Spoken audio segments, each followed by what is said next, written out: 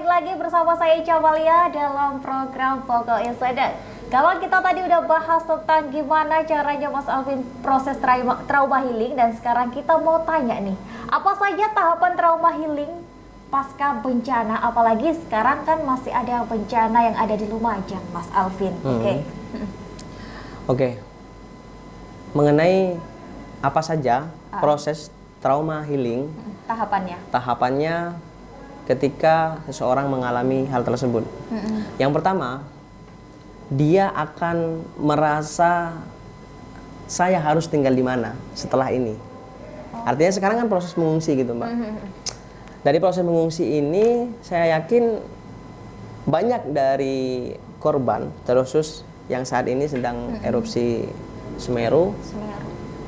Mereka berpikir karena rumah sudah tidak bisa pakai lagi, walaupun bisa harus direnovasi, harus diperbaiki dan lain sebagainya.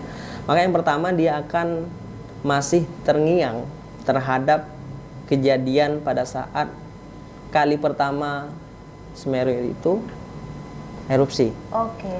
Sehingga hal itu bisa menjadi kesan yang tidak mudah hilang terhadap individu masing-masing. Pasti ada trauma tersendiri kan? Pasti akan ada trauma tersendiri.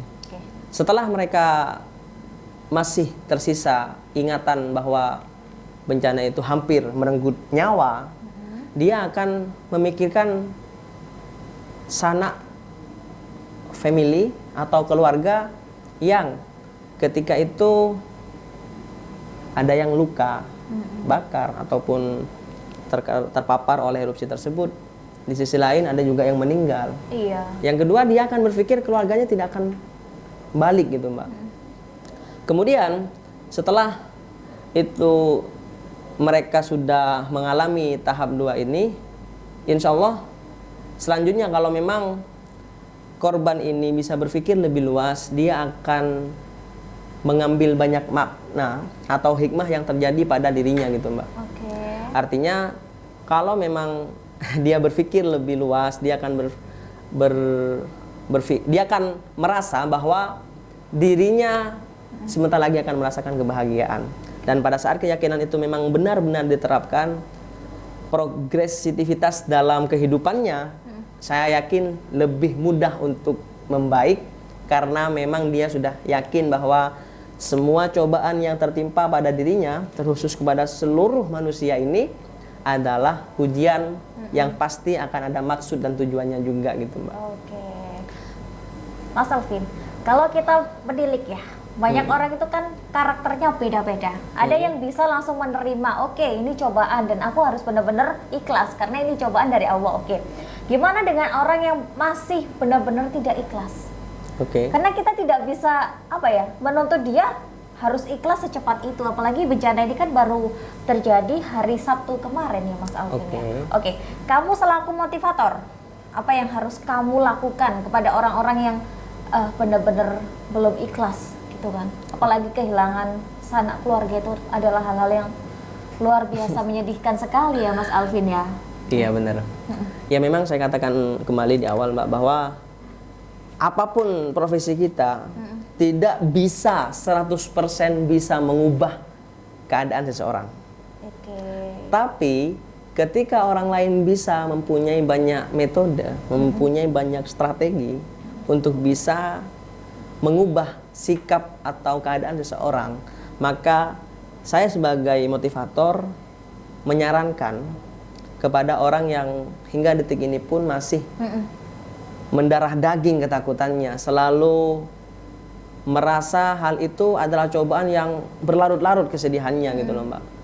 Saya yakin hal yang paling ampuh untuk bisa memperbaiki atau mendekati orang tersebut, kita harus bisa berbicara dengan didampingi orang-orang yang sekiranya berpengaruh terhadap hidup mereka, terhadap korban juga. Kenapa demikian? Karena ketika orang tidak kenal, walaupun di luar mereka sangat disegani, di luar pun dia sangat terbukti sudah banyak membantu orang lain, entah yang stres, bingung menghadapi cobaan dan lain sebagainya. Lah ketika kita menghadapi orang baru, sebagus apapun metodenya, ketika orang itu tidak mau berubah, maka dia pun juga akan sulit untuk berubah. Karena perubahan itu sebenarnya bukan karena orang lain. Orang lain, katakanlah motivator, ini hanya membantu 1%, Mbak. 9,99999% itu dipengaruhi oleh orang yang sedang tertimpa musibah itu sendiri. Maka ini kembali lagi pada dirinya masing-masing, Mbak. Jadi sangat konyol dan lucu bagi saya saat orang-orang menganggap motivator gagal dalam memberikan semangat kepada orang lain, buktinya dia tidak sukses-sukses, buktinya dia tidak kaya-kaya. Loh, yang membuat kaya itu bukan motivator. Yang membuat orang lain itu bisa bahagia, pemirsa, itu bukan motivator, tapi Allah Subhanahu wa Ta'ala yang akan bisa berubah kalau orang yang tertimpa tersebut memang mau berpikir bahwa ini adalah cobaan dan tidak ada cobaan yang berlarut-larut hingga dia meninggal ataupun tidak ada solusi. Pasti akan ada hikmah di balik itu semua gitu loh, Mbak. Lah, maka bagi kita, termasuk saya nih teman-teman yang pernah mengalami trauma, entah bencana alam, entah karena memang pernah hampir ketabrak mobil, pernah dibacok orang di tengah jalan dan lain sebagainya, kita harus berpikir semua kesedihan itu tidak akan ada yang kekal, Mbak. Pasti akan ada hikmah yang bisa membuat kita tersenyum. Dan senyuman yang sebahagia apapun, yakinlah itu tidak akan abadi. Kita punya kekasih yang baik, cantik, ganteng, kaya, punya apartemen dan lain sebagainya. Itu hanya titipan. Sewaktu-waktu kita bisa dibuat sedih oleh yang punya segalanya. Maka bagi teman-teman masyarakat dimanapun kita berada, apapun masalahnya, memang tidak mudah untuk kita membuat diri ini bisa bahagia sebagaimana apa yang saya sampaikan sebagai motivator. Tapi ketika memang kita sedang tertimpa musibah, berpikir negatif, sering merenung, berlarut-larut dalam kesedihan, tidak akan ada hal yang bisa membuat kita bahagia. Karena kebahagiaan itu adalah kita dapatkan, kita raih karena pikiran kita sendiri. Seperti itu. Subhanallah, Mas Alvin, luar biasa sekali ya. Karena Mas Alvin itu adalah orang yang benar-benar selalu berpikir positif. Kayaknya susah sedih ya. Amin. Kayaknya jarang sedih ya, bener gak sih? Insya Allah saya yakin, saya pun juga manusia, Mbak. Kalau memang ditanya susah sedih, saya katakan ya saya sedih pernah. Cuma tidak berlarut-larut gitu loh, Mbak. Siapa sih di dunia ini yang tidak pernah sedih? Termasuk orang yang ya dimanapun itu saya yakin pernah sedih. Tapi kesedihan itu lama ataupun tidak tergantung bagaimana kita menyikapi hal tersebut. Kita kehilangan rumah, oke. Kita kehilangan kendaraan yang kita sayangi karena tertimpa lahar dingin, lahar panas dan lain sebagainya gitu kan. Tapi kalau kita bisa memiliki pikiran bahwa itu hanya titipan, ya kita tidak akan berlarut-larut dalam kesedihan. Termasuk ketika kita senang, kalau kita merasa bahwa apa yang kita punya yang membuat kita senang itu adalah titipan, sewaktu-waktu hilang ataupun rusak, kita tidak akan sedih. Kenapa? Karena pola pikir kita meyakini bahwa semua yang ada di dunia yang serba fana ini adalah titipan. Maka ketika dia pergi, kita harus yakin akan ada yang datang. Dan yang datang pun kita harus berpikir tidak akan abadi. Tidak akan abadi bukan berarti kalau saya memiliki dia sampai meninggal berarti kan abadi. Tidak juga. Apa ya? Di akhirat yang akan selamanya kita akan memiliki dia. Maka letak keabadian yang saya maksud di sini, Mbak. Artinya bukan hanya di dunia saja, tapi nanti di alam yang bersifat selamanya. Oke, Mas Alvin, kalau dalam teori komunikasi sendiri, apakah ada benar-benar teori yang membicarakan tentang trauma healing? Kalau sepanjang saya belajar ya, proses di sarjana komunikasi, belum pernah saya temukan yang memang belajar tentang trauma healing. Tapi kalau dalam dunia psikologi itu ada mata kuliah yang namanya psikologi komunikasi. Yang saya ingat ketika itu bukan tentang bencana, tapi tentang bagaimana kita menanggapi atau menyikapi orang lain. Semisal seperti ini, Mbak. Kalau kita kaitkan dengan bencana nih.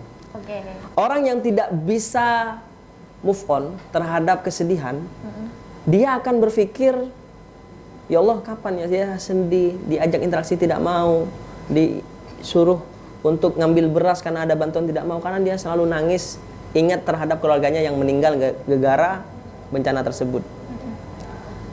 Lah kita sebagai orang yang tahu bahwa di sekitar kita ada hal yang sedemikian rupa, kita harus berpikir bahwa dia berpikir seperti itu kemungkinan besar semasa bahagia belum pernah dapat cobaan, belum pernah dapat arahan atau edukasi yang sedemikian rupa, bahwa yang terjadi ini adalah sesuatu yang bersifat ujian dari Allah, ujian dari Tuhan. Lah maka orang-orang yang berperilaku yang tidak sesuai dengan kita karena dia berangkat atau melakukan hal tersebut berdasarkan apa yang dia pahami. Seolah-olah kesedihan yang berlarut-larut tersebut adalah cara terbaik bagi dia atau mereka untuk menanggapi musibah tersebut. Padahal kalau kita paham, dunia ini tidak hanya tentang kesedihan yang saat ini kita rasakan, tapi besok atau lusa masih banyak kok kebahagiaan yang akan datang kepada kita. Maka dari sini kuncinya adalah bersyukur. Pada saat kita kehilangan rumah, bersyukurlah nyawa kita masih ada. Pada saat kita kehilangan orang tua, kehilangan adik, kita masih hidup. Ini sangat berharga gitu loh Mbak. Maka ya orang-orang pun yang meninggal pun naudzubillah. Sebenarnya kalau misalkan di dalam akhirat beliau bisa berkata, saya yakin itu juga mati dalam keadaan baik karena musibah, mati syahid juga seperti itu gitu loh Mbak. Pemirsa, kuncinya emang harus bersyukur. Apapun itu harus bersyukur. Dan kita akan kembali ya setelah jeda yang berikut ini. Tetaplah bersama kami.